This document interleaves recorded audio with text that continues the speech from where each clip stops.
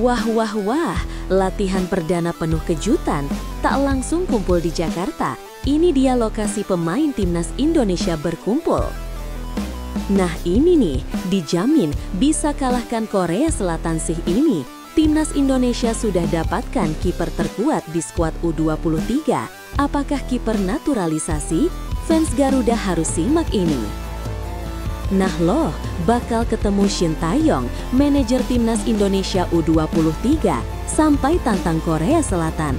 Kira-kira apa yang diucapkan manajer timnas Indonesia U23? Yuk saksikan beritanya hingga selesai.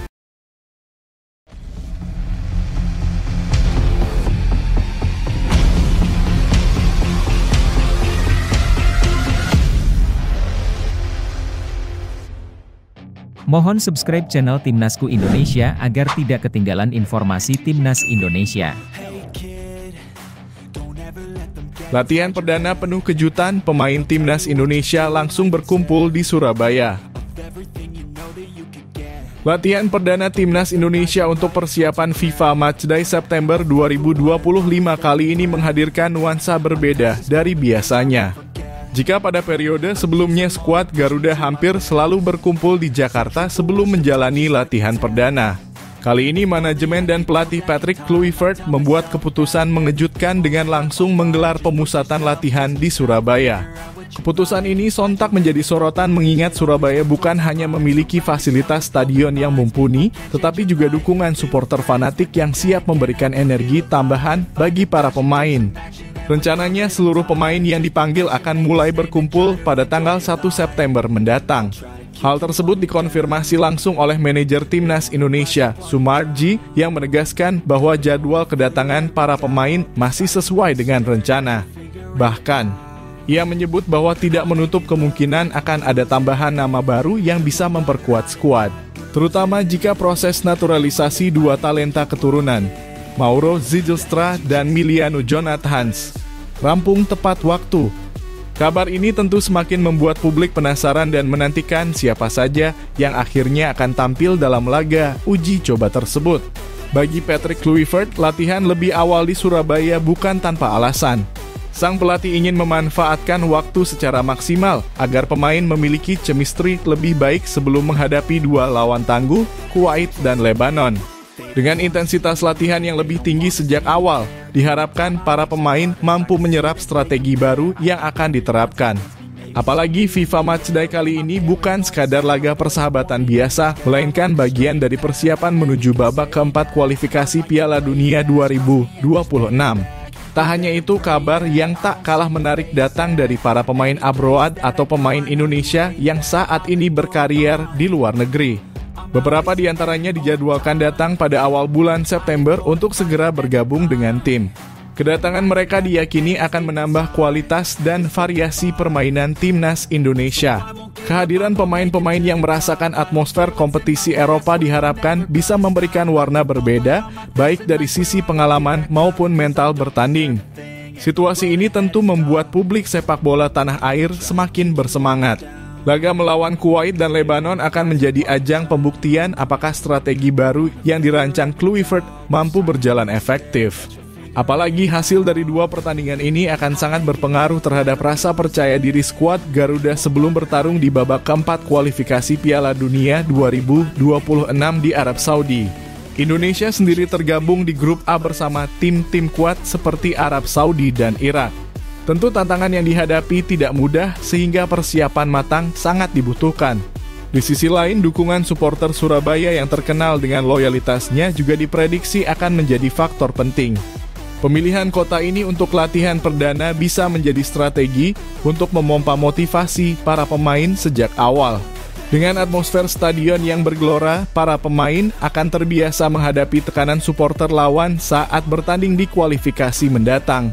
Kini mata para penggemar sepak bola nasional tertuju pada tanggal 1 September saat seluruh pemain resmi berkumpul di Surabaya. Kehadiran para pemain abroad, kemungkinan tambahan pemain naturalisasi, hingga strategi latihan yang lebih intensif menjadi rangkaian kejutan yang mewarnai persiapan kali ini. Semua pihak tentu berharap bahwa langkah-langkah baru ini bisa menjadi kunci sukses Timnas Indonesia menorehkan prestasi lebih tinggi. Bagaimana menurut kalian, apakah langkah timnas Indonesia yang memilih Surabaya sebagai lokasi latihan perdana akan membawa energi baru bagi skuad Garuda? Dan apakah kedatangan pemain abroad serta naturalisasi baru bisa langsung memberi dampak positif? Tulis pendapat kalian di kolom komentar.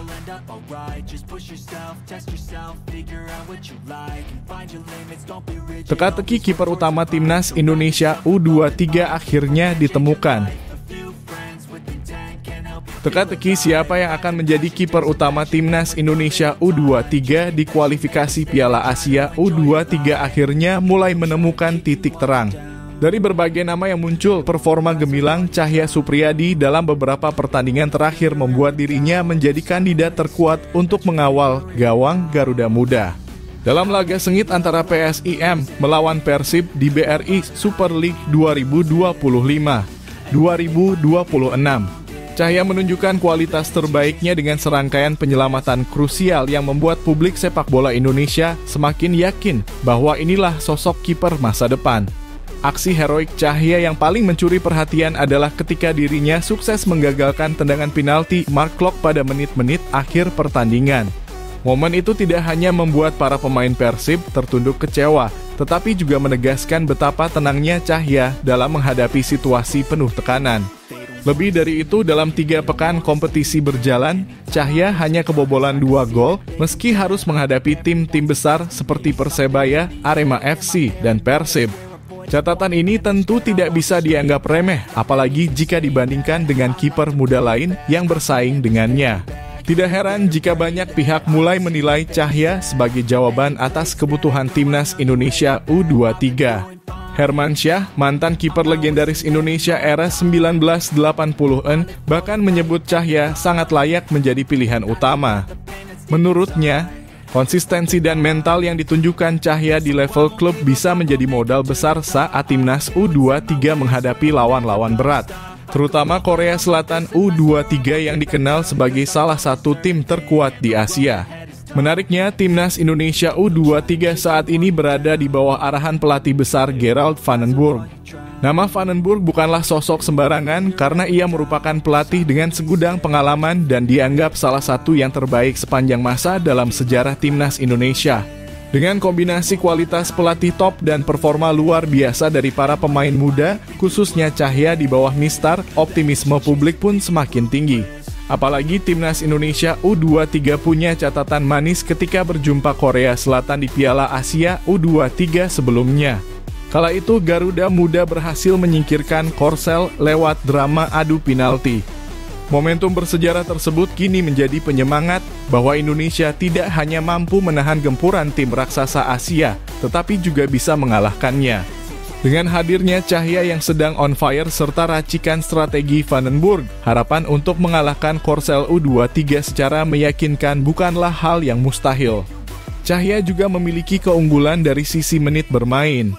Jika pesaingnya seperti M. Ardiansyah dan Dava Fasya masih minim kesempatan tampil di klub masing-masing, Cahya justru mendapatkan kepercayaan penuh untuk selalu tampil sebagai starter di Super League. Faktor ini membuatnya lebih matang secara mental dan lebih siap menghadapi laga internasional dengan tensi tinggi. Tidak hanya soal teknik, pengalaman menghadapi tekanan di kompetisi reguler juga membentuk karakter yang tangguh di lapangan. Melihat semua aspek tersebut, teka-teki kiper utama timnas Indonesia U23 seolah sudah terjawab. Cahya Supriyadi adalah sosok yang paling siap untuk menjadi tembok terakhir Garuda Muda. Dengan refleks cepat, mental baja, dan dukungan penuh dari Vandenburg sebagai pelatih, peluang Indonesia untuk kembali membuat kejutan terbuka lebar. Kini pertanyaannya tinggal satu, apakah Cahya dan rekan-rekan setimnya mampu kembali menorehkan sejarah dengan menumbangkan Korea Selatan U23? Ataukah justru Korsel berhasil membalas dendam atas kekalahan sebelumnya? Bagaimana menurut kalian, apakah Cahya Supriyadi memang pantas jadi kiper utama timnas Indonesia U23? Tulis pendapat kalian di kolom komentar.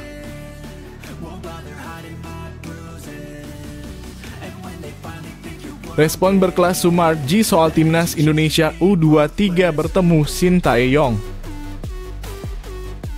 Kabar mengejutkan datang dari dunia sepak bola Asia ketika mantan pelatih timnas Indonesia, Shin Tae-yong, dipastikan akan memimpin timnas Korea Selatan U23 pada ajang kualifikasi Piala Asia U23 2026.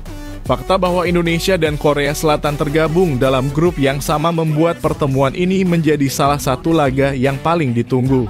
Namun alih-alih merasa tertekan atau terbebani, Ketua Badan Tim Nasional dalam kurung BTN sekaligus manajer Timnas Indonesia Sumarji justru memberikan respons berkelas yang memancarkan optimisme tinggi. Sumarji mengaku baru mengetahui kabar bahwa Shin Tae-yong akan mendampingi Korea Selatan U23. Baginya, hal tersebut bukan masalah besar. Dengan nada santai, ia menegaskan bahwa dalam sepak bola yang terpenting adalah sportivitas. Ia tidak memandang kehadiran Shin sebagai ancaman, melainkan sebuah tantangan yang justru akan semakin memotivasi Garuda Muda untuk tampil maksimal. Benarkah itu? Oh iya, tidak apa-apa, nanti juga akan bertemu saya juga, ucap Sumarji dengan penuh ketenangan saat dimintai komentar oleh awak media. Respons ini menggambarkan bahwa mentalitas seorang pemimpin sejati bukanlah menghindari tantangan, melainkan menghadapinya dengan kepala tegak. Bahkan, Sumarji menekankan bahwa bertemu dengan Shin Tae-yong bukan sesuatu yang harus ditakuti. Ia justru melihat momen ini sebagai ajang pembuktian kualitas Timnas Indonesia U23 di bawah asuhan pelatih baru Gerald Vandenburg. Dengan pengalaman dan kualitas Vandenburg sebagai pelatih top dunia, Sumarji yakin bahwa Garuda Muda punya peluang besar untuk menundukkan Korea Selatan bahkan dengan kemenangan telak. Pertemuan melawan Korea Selatan memang syarat dengan muatan emosional. Shin Tae-yong adalah sosok yang pernah membangun fondasi penting dalam perkembangan Timnas Indonesia sejak tahun 2020. Banyak momen manis dan pahit yang dilalui bersama dan kini ia justru akan menjadi lawan yang berdiri di sisi berbeda. Namun bagi Sumarji, yang lebih penting adalah harga diri bangsa. Ia menegaskan bahwa setiap pemain yang mengenakan lambang Garuda di dada harus sadar bahwa mereka membawa kehormatan Indonesia di level internasional. Karena itu menghadapi Korea Selatan bukan hanya tentang strategi, tetapi juga tentang kebanggaan nasional. Optimisme Sumarji semakin kuat karena Indonesia akan tampil sebagai tuan rumah di Sidoarjo. Dukungan penuh dari puluhan ribu supporter dipastikan akan menambah semangat para pemain muda. Atmosfer Gelora Delta Sidoarjo diyakini bisa membuat mental pemain Korea Selatan goyah, apalagi ketika Garuda Muda tampil agresif sejak awal laga. Sumarji percaya dengan kerja keras dan persiapan matang, Indonesia bukan hanya bisa mengalahkan Korea Selatan, tetapi juga mampu melakukannya dengan skor meyakinkan. Lebih jauh, Sumarji menegaskan bahwa motivasi adalah kunci. Dengan motivasi tinggi, pemain muda Indonesia akan tampil tanpa rasa takut. Ia juga percaya Vandenburg mampu memaksimalkan potensi generasi emas yang ada di skuad U23 saat ini. Catatan sejarah juga berpihak pada Garuda Muda. Pada ajang Piala Asia U23 sebelumnya, Indonesia pernah menyingkirkan Korea Selatan lewat adu penalti dramatis. Momen itu menjadi bukti bahwa tidak ada yang mustahil dalam sepak bola. Kini dengan kualitas tim yang semakin meningkat, bukan tidak mungkin kemenangan lebih telak bisa tercipta. Pada akhirnya, respons Sumarji menunjukkan bahwa Indonesia tidak pernah gentar menghadapi siapapun, termasuk mantan pelatih sekaliber Shin Tae-yong. Ia memilih untuk percaya pada kekuatan sendiri, percaya pada pelatih, dan percaya pada pemain muda yang siap mengharumkan nama bangsa. Sportivitas nomor satu, tetapi harga diri bangsa ada di atas segalanya, tegasnya. Pertanyaannya sekarang, apakah Garuda Muda benar-benar mampu membuktikan diri dengan mengalahkan Korea Selatan U23 secara meyakinkan? Bagaimana menurut kalian, apakah optimisme Sumarji bisa terwujud di lapangan? Tulis pendapat kalian di kolom komentar.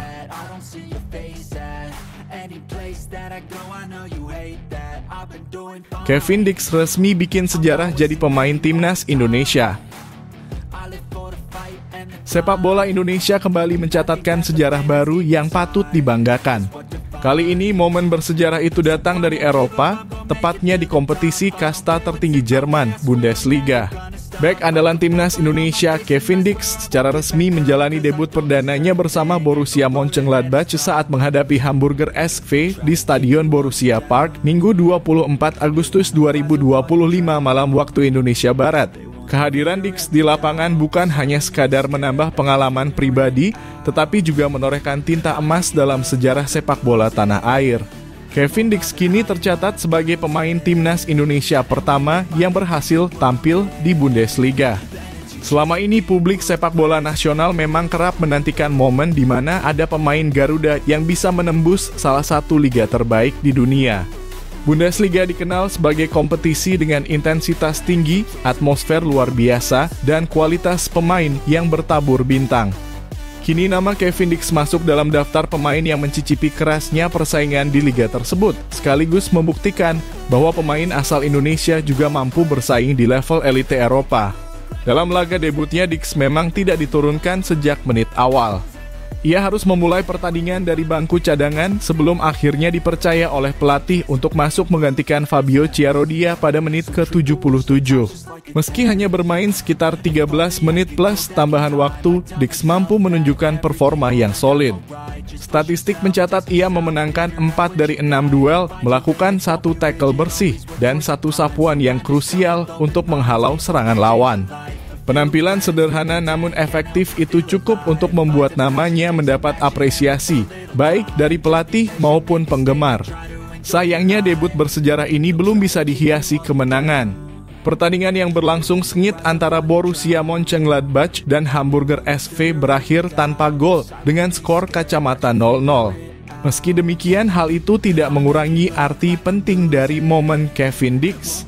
Justru laga ini semakin mempertegas bahwa ia siap bersaing memperebutkan tempat inti di skuad utama klub Jerman tersebut. Dengan konsistensi dan kerja keras, bukan tidak mungkin Dix akan semakin sering tampil dan menjadi andalan baru di lini pertahanan. Sejatinya, ini bukan kali pertama Kevin Dix mencatatkan sejarah.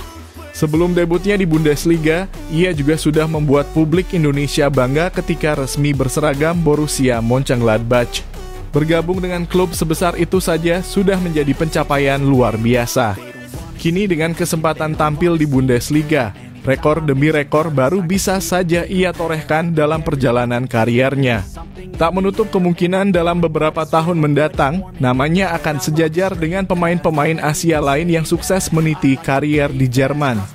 Lebih dari sekadar debut klub, pencapaian ini juga berdampak positif untuk timnas Indonesia. Kevin Dix saat ini kembali masuk dalam daftar pemain yang dipanggil untuk memperkuat Garuda dalam ajang FIFA Matchday September 2025 melawan Lebanon dan Kuwait. Debut di Bundesliga menjadi modal berharga baginya untuk tampil lebih percaya diri bersama timnas.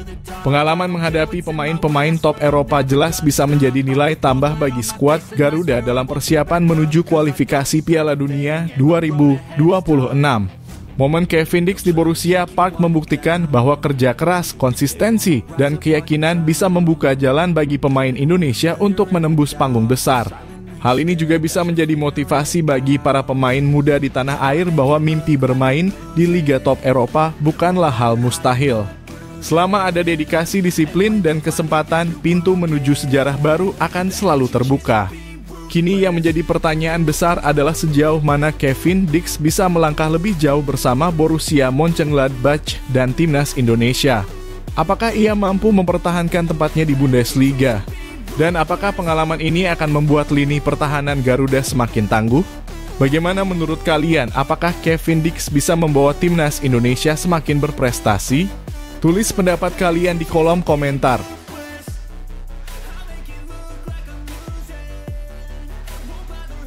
Omongan berkelas Mauro Zijlstra usai resmi bela skuad Garuda.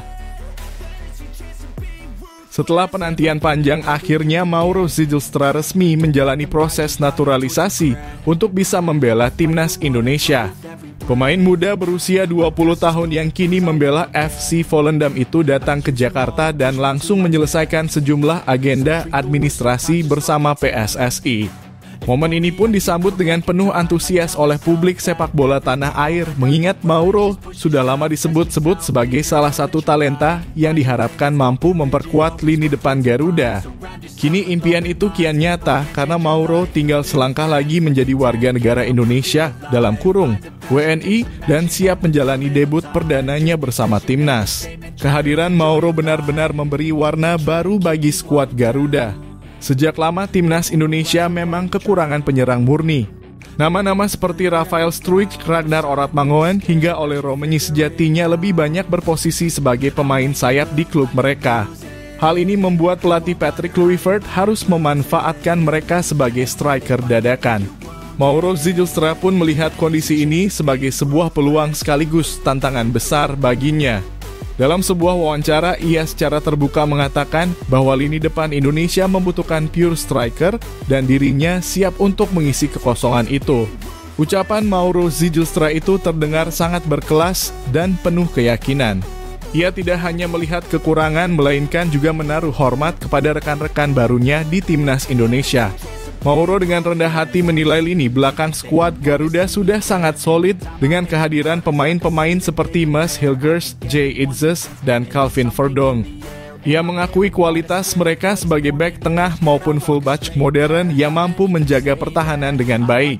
Baginya, timnas Indonesia saat ini sudah berkembang sangat pesat dan hanya butuh tambahan amunisi di sektor depan agar lebih komplit. Lebih lanjut, Mauro menjelaskan bahwa dirinya bisa menjadi solusi di lini depan. Ia menyebut dirinya sebagai tipe target man, seorang striker yang mampu menahan bola, berduel fisik dengan bek lawan, dan menjadi tumpuan serangan. Namun, Mauro juga menegaskan bahwa ia fleksibel karena bisa bermain dengan peran berbeda. Menurutnya, selain berperan sebagai target man, ia juga mampu melakukan pergerakan menusuk ke depan layaknya striker modern. Keyakinan ini menunjukkan bahwa Mauro siap beradaptasi dengan sistem permainan yang diterapkan Patrick Kluivert. Pernyataan Mauro tersebut membuat banyak penggemar merasa optimis. Bukan hanya karena ia memiliki darah Indonesia dari garis keturunan Sunda, tetapi juga karena sikap profesionalnya yang percaya diri tanpa terkesan meremehkan. Mauro tampak sangat memahami kebutuhan timnas dan menunjukkan tekad besar untuk menjadi bagian penting dari skuad Garuda. Tidak heran bila publik sepak bola tanah air langsung menaruh harapan besar kepadanya, apalagi di tengah minimnya stok striker murni yang dimiliki Indonesia saat ini.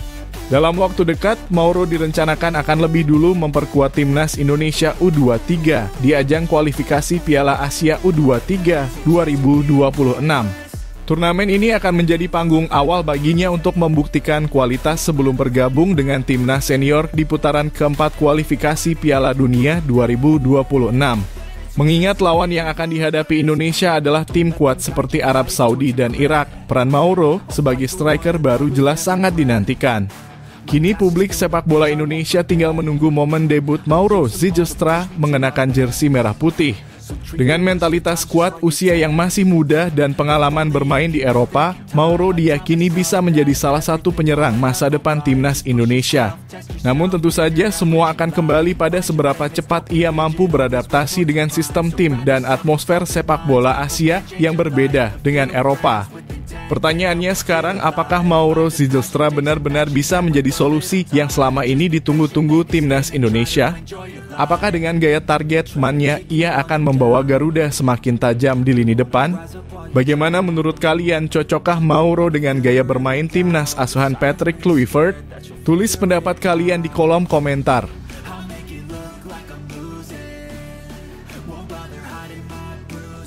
Debut Miliano Jonathans diumumkan Ketua Umum PSSI. Kabar gembira datang dari dunia sepak bola nasional. PSSI akhirnya resmi mengumumkan bahwa proses naturalisasi Miliano Jonathans hampir tuntas dan penyerang muda tersebut akan segera melakoni debut bersama timnas Indonesia. Ketua Umum PSSI Erick Thohir menegaskan bahwa dukungan penuh dari pemerintah membuat langkah Miliano untuk menjadi warga negara Indonesia dalam kurung WNI berjalan sangat cepat. Bahkan Presiden Prabowo Subianto telah menandatangani dokumen penting yang menjadi syarat utama. Tinggal menunggu persetujuan dari DPR, Miliano diyakini akan segera resmi berseragam merah putih. Kehadiran Miliano Jonathans di skuad Garuda menjadi sebuah kabar yang dinantikan. Timnas Indonesia akan menghadapi lawan-lawan tangguh di putaran keempat kualifikasi Piala Dunia 2026 zona Asia, yaitu Arab Saudi dan Irak. Cedera yang menimpa Ole Roemeny membuat lini depan Garuda sedikit pincang. Apalagi pemain lainnya Marcelino Ferdinand juga masih dalam masa pemulihan pasca operasi. Kondisi ini tentu membuat Miliano sangat dibutuhkan untuk menambah daya dobrak. PSSI melihat bahwa sang striker muda bisa langsung menjadi solusi bagi produktivitas gol timnas. Erick Thohir dalam sebuah pernyataan video mengatakan bahwa pemerintah memberikan dukungan luar biasa terhadap proses naturalisasi Miliano. Ia menyebut selain restu Presiden, dokumen sudah dikirim ke DPR untuk dibahas di Komisi 10 dan 12. Erick juga menyampaikan optimismenya bahwa para pimpinan DPR, termasuk Puan Maharani dan Dasco, akan memberi dukungan penuh agar proses bisa segera disahkan. Jika semua berjalan lancar, Miliano bisa tampil lebih cepat dari perkiraan, yakni pada FIFA Matchday September 2025 menghadapi Kuwait dan Lebanon di Surabaya. Debut Miliano Jonathans memang ditunggu-tunggu. Jika bisa tampil di FIFA Matchday September, ia akan mendapat kesempatan uji coba sebelum menghadapi laga berat di Oktober melawan Arab Saudi dan Irak. Hal ini tentu menguntungkan karena adaptasinya dengan permainan timnas bisa lebih cepat. Publik sepak bola nasional pun semakin penasaran melihat aksi penyerang berdarah Indonesia Belanda itu mengenakan jersey merah putih. Bicara soal kualitas, Miliano Jonathans bukan pemain sembarangan. Pemuda kelahiran Arnhem, Belanda pada 5 April 2004 itu saat ini bermain untuk klub Eredivisie FC Utrecht. Dalam waktu singkat sejak bergabung pada awal tahun 2025, ia sudah mengoleksi 9 penampilan. Bahkan ia berkontribusi besar dalam keberhasilan Utrecht lolos ke Europa League 2025-2026. Pengalaman tampil di kompetisi Eropa melawan klub-klub seperti Sheriff Tiraspol, Servette, hingga Zrinjski jelas menjadi modal berharga bagi timnas Indonesia. Yang membuat publik semakin bangga, Miliano menolak kesempatan untuk membela timnas Belanda U21. Padahal peluang itu bisa membuka jalan karirnya lebih besar di Eropa. Namun kecintaannya pada tanah leluhur membuatnya memilih Indonesia. Sang nenek yang berasal dari Depok, Jawa Barat, menjadi alasan kuat mengapa ia merasa terikat dengan Indonesia. Keputusan ini juga menandakan bahwa Miliano tidak hanya sekadar mencari peluang bermain, tetapi benar-benar ingin memperjuangkan nama Garuda di kancah internasional. PSSI tentu berharap Miliano bukan hanya menambah kekuatan secara instan, tetapi juga menjadi bagian dari pembangunan jangka panjang timnas Indonesia. Dengan usianya yang masih sangat muda, masa depan Garuda di lini depan bisa lebih cerah.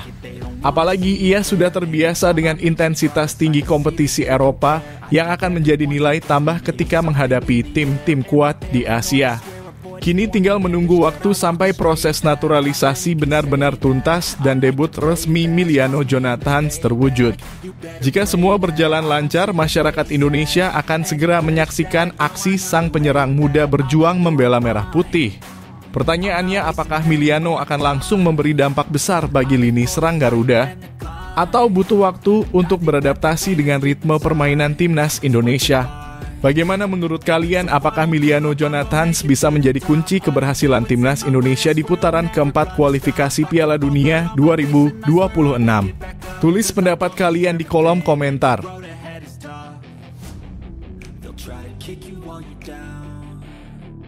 Merasa terpecah belah, Erick Thohir sampaikan hal ini ke masyarakat Indonesia. Ketika kabar pemecatan Shin Tae-yong oleh PSSI diumumkan beberapa waktu lalu, publik sepak bola Indonesia seakan terbelah. Banyak yang merasa kecewa bahkan marah karena pelatih asal Korea Selatan itu dianggap sudah memberikan pondasi kuat bagi timnas Indonesia. Shin Tae-yong dikenal sebagai sosok yang disiplin, berkarakter, dan mampu mengangkat performa tim hingga ke level yang lebih kompetitif di Asia. Namun keputusan mengejutkan itu tetap diambil dan posisinya digantikan oleh Patrick Kluivert, legenda sepak bola Belanda yang namanya tentu tidak asing di kancah internasional. Sayangnya kehadiran Patrick Kluivert sampai saat ini belum mampu memberikan hasil yang memuaskan. Harapan besar masyarakat Indonesia agar Kluivert mampu melanjutkan bahkan melampaui capaian Shin Tae-yong terasa masih jauh dari kenyataan. Sejumlah laga uji coba dan penampilan di bawah asuhan Kluivert seringkali meninggalkan tanda tanya. Bukannya menunjukkan progres yang jelas, permainan timnas justru dianggap stagnan, bahkan kadang menurun. Tidak heran suara-suara sumbang dari supporter kian nyaring terdengar di media sosial. Kondisi inilah yang membuat masyarakat Indonesia seolah terpecah. Ada yang mencoba realistis dengan tetap mendukung penuh timnas, apapun yang terjadi. Namun tak sedikit pula yang lantang mengkritik PSSI atas keputusan mereka. Banyak yang menilai pemecatan Shin Tae-yong terlalu tergesa-gesa, seakan mengabaikan proses panjang yang sedang dibangun. Ketidakpuasan itu diperparah dengan fakta bahwa hingga kini belum ada prestasi nyata yang bisa ditunjukkan Patrick Kluivert. Meski demikian, Erick Thohir sebagai Ketua Umum PSSI terus meminta publik untuk tetap bersatu memberikan dukungan kepada Timnas Indonesia dalam berbagai kesempatan, termasuk pengumuman daftar 27 pemain untuk FIFA Matchday melawan Kuwait dan Lebanon di Surabaya awal September 2025. Erick menegaskan bahwa dukungan masyarakat adalah energi utama bagi skuad Garuda. Ia memahami bahwa ada perbedaan pendapat, tetapi baginya yang terpenting sekarang adalah bagaimana Timnas bisa melangkah lebih jauh di ronde keempat kualifikasi Piala Dunia 2026. Pertandingan uji coba melawan Kuwait dan Lebanon memang menjadi sangat penting. Erick Thohir menyebut bahwa laga ini bukan sekadar tes biasa, melainkan persiapan menghadapi lawan-lawan berat dari Timur Tengah seperti Arab Saudi dan Irak. Dari perspektif strategi, keputusan ini bisa dipahami. Namun di balik itu, banyak supporter masih sulit menerima kenyataan bahwa sosok Shin Tae-yong sudah tidak lagi berada di bangku cadangan. Ada kerinduan yang besar terhadap gaya kepelatihan dan visi yang pernah ia bawa. Kini yang tersisa adalah pertanyaan besar, mampukah Patrick Kluivert menjawab keraguan publik? Apakah ia benar-benar bisa membawa Timnas Indonesia melangkah lebih jauh?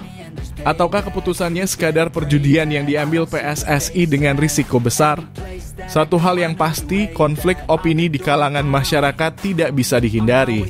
Setiap kali nama Timnas disebut, percakapan akan selalu terpecah antara mereka yang mendukung penuh keputusan PSSI dan mereka yang merasa dikhianati oleh kebijakan yang tergesa-gesa. Di tengah situasi itu, Erick Thohir mencoba berdiri di antara dua kubu. Ia mengajak masyarakat untuk tidak lagi melihat ke belakang, tetapi fokus pada masa depan. Ia percaya bahwa sepak bola Indonesia hanya bisa besar jika semua pihak kompak. Namun seberapa jauh ajakan ini bisa diterima masyarakat, itulah yang menjadi tantangan terbesar saat ini. Karena tanpa kepercayaan publik, sebesar apapun strategi dan investasi yang dilakukan, hasilnya akan tetap terasa hambar. Masyarakat Indonesia kini dihadapkan pada dilema. Apakah mereka harus terus mendukung penuh tim kebanggaan tanah air meski masih banyak tanda tanya seputar performa di bawah Patrick Kluivert? Ataukah mereka berhak mengkritik keras keputusan PSSI karena dianggap merusak momentum positif yang sudah dibangun Shin Tae-yong? Inilah dinamika yang membuat dunia sepak bola Indonesia kembali penuh drama. Lalu bagaimana menurut Anda? Apakah pemecatan Shin Tae-yong adalah langkah yang benar? Atau sebaliknya, keputusan itu justru membawa perpecahan dan kerugian besar bagi Timnas Indonesia? Silakan tuliskan pendapat Anda di kolom komentar, karena suara Anda adalah bagian penting dari perjalanan panjang sepak bola tanah air.